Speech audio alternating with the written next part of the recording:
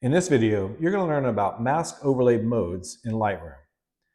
We're going to start with an overview of mask overlay modes, talk about what they are, what they can mean for your mask, and then I'll do a demonstration in the second part of this video. So let's talk about mask overlay modes, what they are, how you change them, and the impact that they can have on how you're visualizing your mask within your photos. So the mask overlay mode is accessed by going to on your create mask pane. If you go down to these three little dots and click on that, that'll display a context menu. And what you're going to see there are the mask overlay modes. So right under where it says mask overlay mode, starting with color overlay, going down to white and black. These are the different mask overlay modes. What these do is they help you see where a mask is being applied. Depending upon your photo, the default is going to be color overlay. You can see there's a little check mark here next to color overlay. That is the default, but that doesn't work as well for some photos as it does for others. So some of these other color mask overlay modes may help you visualize the mask better than others. And sometimes you just have to experiment with this to see which one works the best. But again, the whole idea here is if you're changing that mode, different modes help you see where a mask is being applied better depending upon your photo. And it ensures precision for your edits, primarily where that mask is being applied to a particular photo. So again, color overlay is going to be the default, but there are other options here, including color overlay on black and white, image on black and white, image on black, image on white, and white on black. This slide illustrates the differences between the modes. Again, the default is color overlay mode, which is in the upper left-hand corner, like you see here. And of course, with masks, the areas that you see in red, at least by default, those are the areas where the mask is applied. And any area on the photo that you don't see in red is not part of the mask. Now, color overlay mode may work perfectly fine for your photos or your photo, right? But there may be other photos where a different mode works better. So for example, if you switch that to color on black and white, what you're going to see here is the mask, again, will be represented by red. Everything that's not part of the mask will be represented in black and white. And so, certain photos, that helps you pick out where the mask is being applied better. Right? I think in this case, for this particular photo, color on black and white works better than color overlay. But again, sometimes this is a personal preference thing as well. Image on black and white, what that will do is it'll display the image. In other words, the mask is being displayed as the image that you see here. So everything in color that you see in there is part of the mask. Everything in black and white is not part of the mask.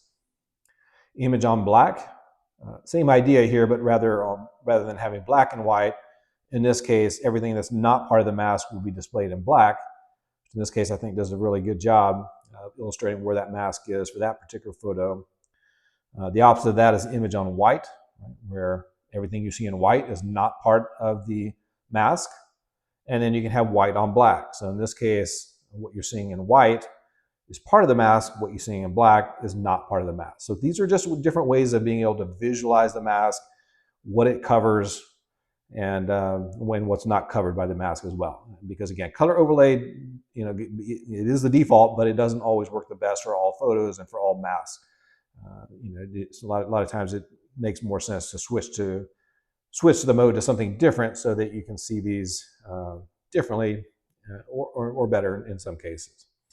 All right, so the second part of this video, we'll actually do a demonstration that illustrates how you change the mask overlay mode and how it affects how you're able to visualize those masks. So stay tuned for that.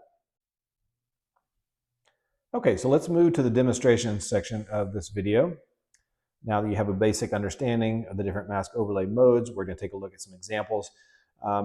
So we're going to start with the image that you see on the screen at this point. And this particular image has a mask that covers the background area. So the schoolhouse that you see in the foreground, that's the subject. That's the non-masked area. Everything you see in red, which is the background, that's going to be the masked area. Now in this case,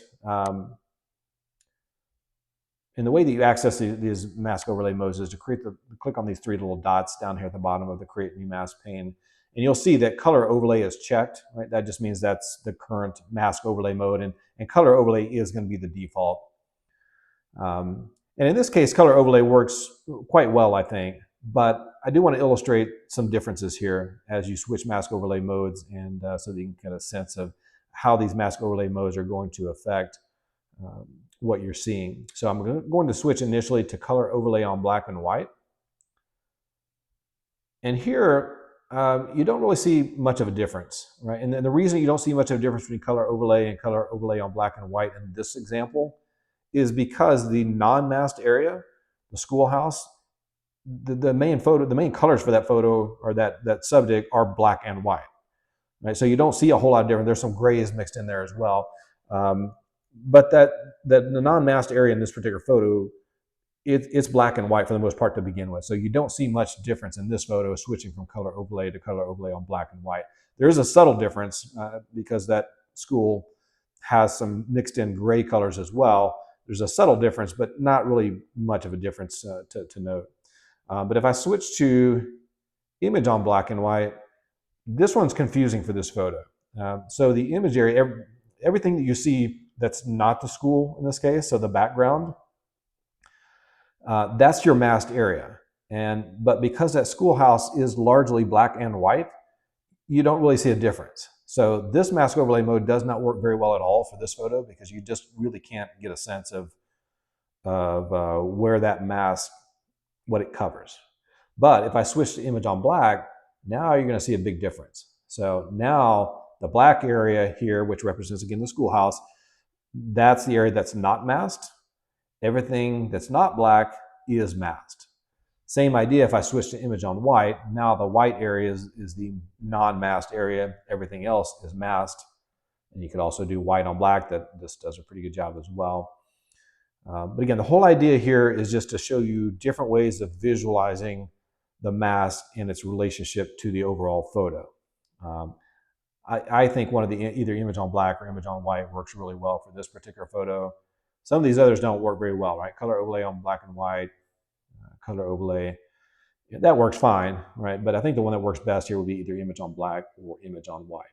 But again, all this just depends on your photo, right? What you've got in your photo and the areas that you're masking the photo.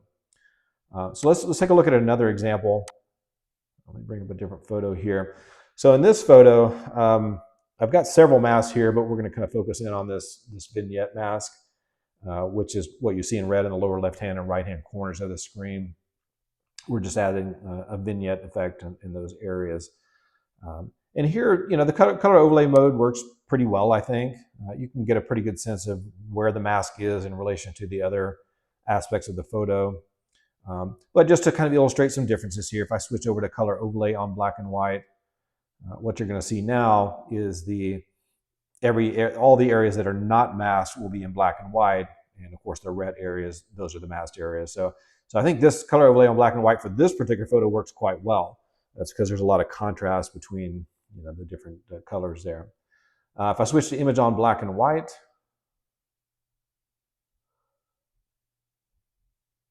does a pretty good job here. Again, in this case, lower left and lower right-hand corners where you actually see some color. That colored area is your mask. Everything in black and white is non-masked. So that does a pretty good job as well. If you switch to image on black, now what you're going to see is the image part that you actually see in the lower left-hand and right-hand corners. That is your masked area. Everything in black is your non-masked area. Image on white is similar to that, but in this case, the area showing up in white, that is your non-masked area. And then the colored areas that you see, that's your masked area. And then, of course, you can do white on black, which again just kind of gives you a different view of the mask. All right. So as far as which of these work better, kind of a personal preference here. I kind of like color overlay on black and white for this particular image. I think it does the best at illustrating exactly what's covered by that mask as opposed to some of the others. But again, a lot of this is personal preference, and as like I said earlier, a lot of it depends on the actual photo that you're dealing with, right? And different hues that are part of your color, and just where the mask is being applied. So, all right. So hopefully this provided a good overview of the different mask overlay modes and how changing those modes can better illustrate where your masks are being applied. So appreciate you joining me for this video, and we'll see you again on a video in the future. For more information, you can follow me at the following resources. I'm on the web at ericpimplerphotography.com, and you can also find me on Instagram at eric_pimpler.